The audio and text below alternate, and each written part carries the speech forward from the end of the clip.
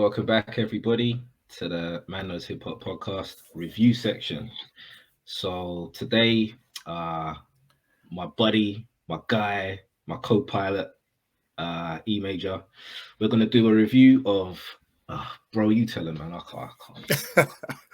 So today, man, we're gonna hit you with the Russ Chomp 2 review today. We're gonna see what that's saying, man. We've both had a listen, and I know it's something that's quite polarizing at the moment. So yeah, we thought we'd run out the gate with that one. There's no we. There's no we. Very true. Sorry, I.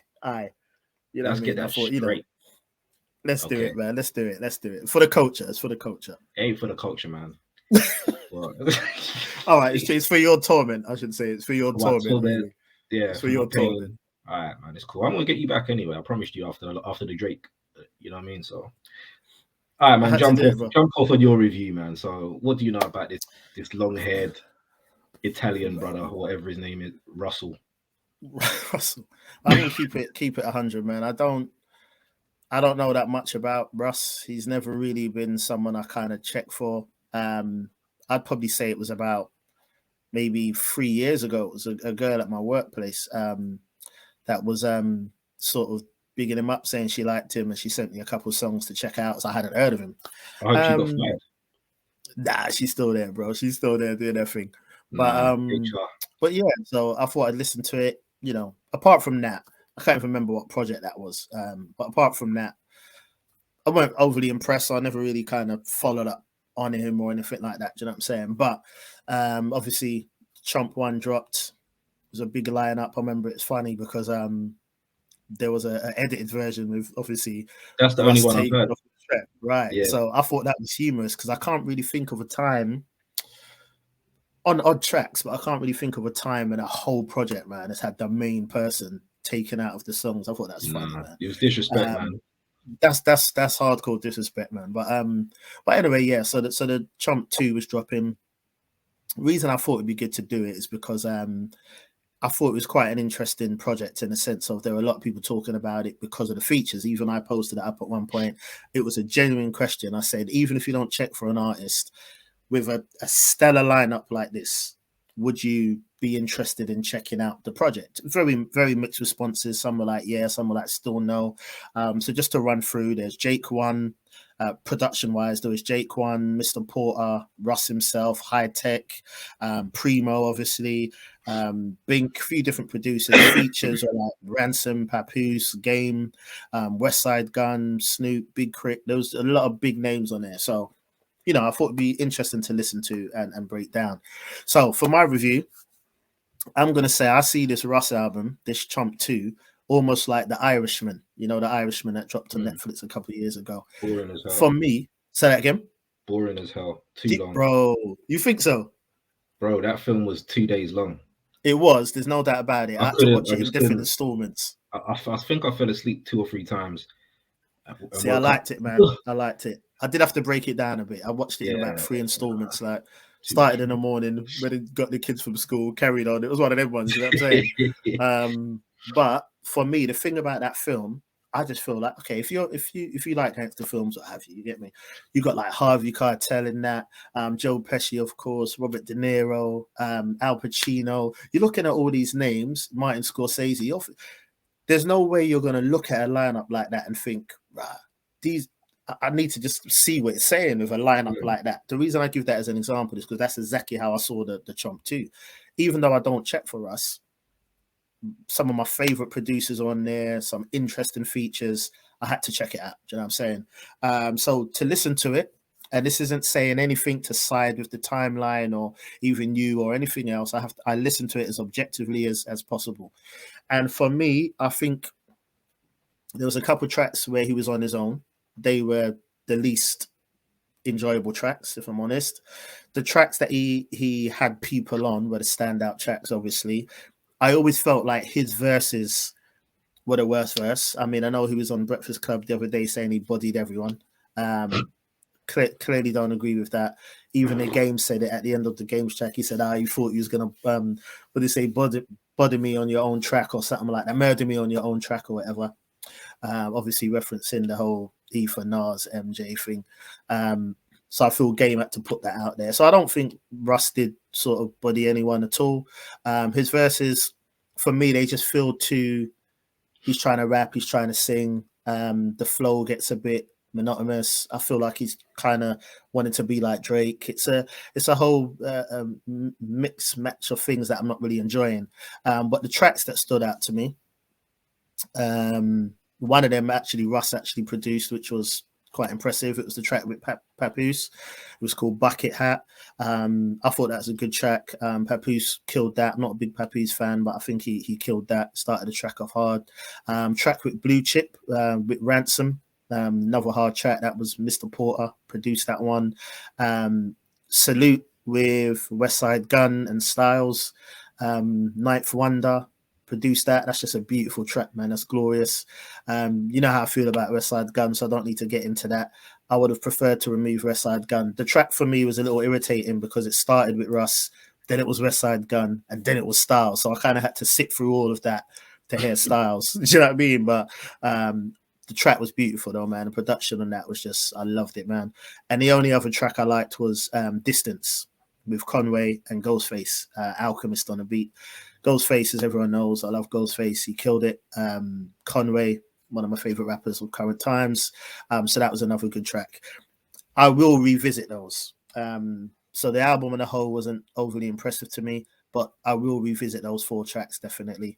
It was good to hear Bink production again on the album. You know, I'm a Bink fan and I don't feel like we hear much of him. Do you know what I'm saying? So it was very interesting to hear that. But yeah, on the whole, like I said, singing can be a little annoying in that at times. But it was an okay album. I'll save the rating for after you speak. But it was an okay album. That would be my review. If you want to make a beeline for it, those 4 that I mentioned are worth a spin. Do you know what I mean? But yeah, that's me, man. What you got? Number one, I had no intention of hearing this guy rap. I managed to swerve it on it. I managed to swerve it on his first one because I got the version that they had removed him from. So I was literally waiting for someone to do it for this one as well, so I don't have to listen to this dude because he's so boring. Everything I heard was, I've made money, I've paid for my mum to live here, I've paid for a house, I've paid for this, I've traveled here, I've done this. On every song, bro. Like, you've got nothing else to talk about. You've made a bit of money, okay, cool, but so I don't give a shit about how much money you made. I actually put up a tweet yesterday saying I'm tired of hearing about how much money rappers are made and stuff. Like, I want to hear how dope you are. Like, I want to hear you rap. And that was painful to me. Just he was. I said a couple of weeks ago as well when I heard that the album's coming out, and I said, if you're the weakest link on your own album, if you're a side salad on your own album, then I've got no interest, bro. Like, I just don't. Like, Dre would assemble a star-studded guest list for his albums, but at least you know it's Dre. You wanted to hear Dre spit still. You want to hear Dre's beats. And Dre's probably one of the best, like, at spitting other people's raps. He actually sounds good, like, you know what I mean? So I'll check for a Dre project all day. But this dude, like, you can have Jesus on the production, God engineering, Moses doing the ghostwriting, Mary doing the hooks, and I still don't give a shit, bro, about Russ. He's terrible, and that. I understand that rappers should be arrogant and all of that stuff. I get it. That's the culture. You know, they're meant to say they're the best and whatever. But you're shit, bro. You're terrible. Like, you got one subject matter, and if people are missing that, then I don't know what to say. But all I heard was, I'm rich now. I've got money. I can pay for this. I can pay for that. So I was just like, just get to the features, man. I don't give a shit about anything you have to say. And I also really didn't like, you touched on it when you said he's trying to sound like Drake. And I was like, I got that too. Drake does this very annoying thing when he starts a track and he goes, yeah. And this guy does it as well. Before every track he starts, yeah. And I was like, And then the whole trying to harmonize, and your voice is trash. Your bars just, How can you say you murdered people on that? Like, you just didn't, man. It's just shit. Like, the features I liked was Ransom. I even Well, you're brought up. funny, I swear. It was terrible to me, bro. Mm. Like, I can never champion someone who is a side salad on their own shit. Like, you're No, riding yeah. side salad on your own horse, bro. Like, that's ridiculous to me. Like, for people checking your album because of who's on it and not you, that is bull. Like, I would feel away. I'd feel away if I was like, I'm putting out an album and people like, man, your features are crazy. Okay, but what about me? I'm spitting some shit on there too. You know what I mean? 100. I Well, just let me ask you something there, right there. Then, one of Yeah. the points when I put out the tweet about would you check for this because of the lineup, Mm. like I said, like with the Irishman, I had to because of the lineup. Mm. Someone, I can't remember who it is, I can't give them no props on that, but someone said now because they feel like they're being hoodwinked, to like they feel I like they're agree. being tricked to I listen agree. to the album because Yeah, of the that's how lineup. I So, felt. right, I see what you're saying. I would Because if you're never. that I would never confident, you can listen to hold a it Russ down your album. own. If Russ said I'm dropping an album tomorrow, I would never hear it. So the Mm. only reason I even entertained this idea was, number one, I like the idea of it being polarizing. So some people that will watch this might think that they they love the album, and some Mm. people might agree with me and say that it's absolute bullshit, and Mm. we were hoodwinked into listening to it because of the lineup of producers and stuff. So let's say that I don't know, someone who's just really whack. I don't know, Mm. Taylor Swift. Let's say that Taylor Swift woke up tomorrow and she was like, "I'm gonna have Premiere produce my whole album." Right? Am I gonna listen to that just for the primo beats, or will I wait until there's like an instrumental version of the album? Yeah. I heard that. It's very difficult for me to pick out favorites because Russ is on every song, and that really annoyed me. Yeah. Even though No, it's valid. It's valid. If you can't sit through him, then no, you I can't can't. possibly like any. I find him so Mm. annoying. I like the features. I like the Ransom feature. I like the Papoose feature. I like the Big Crit feature. I like the Yeah. Styles P feature. What I found really funny was, I think I told you, every time I listen to a game verse, I do like a take a shot every time he mentions, and he mentioned Dr. Dre not once but twice in one verse. So I just can't listen to that dude anymore. Mm. You've mentioned him.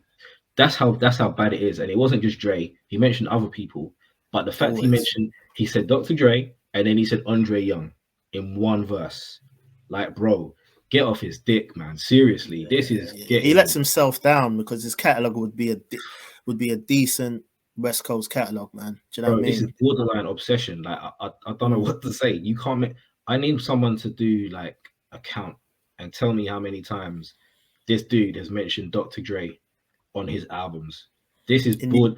Dr. Dre should get some kind of private detective just to watch him and make sure that my man ain't. He's probably got a shrine in his yard, like pictures, candles, voodoo dolls. Mate, it's pathetic. I was just laughing. It's like, you're on the next man's album, you're still creaming Dr. Dre's ass. Like, this is ridiculous.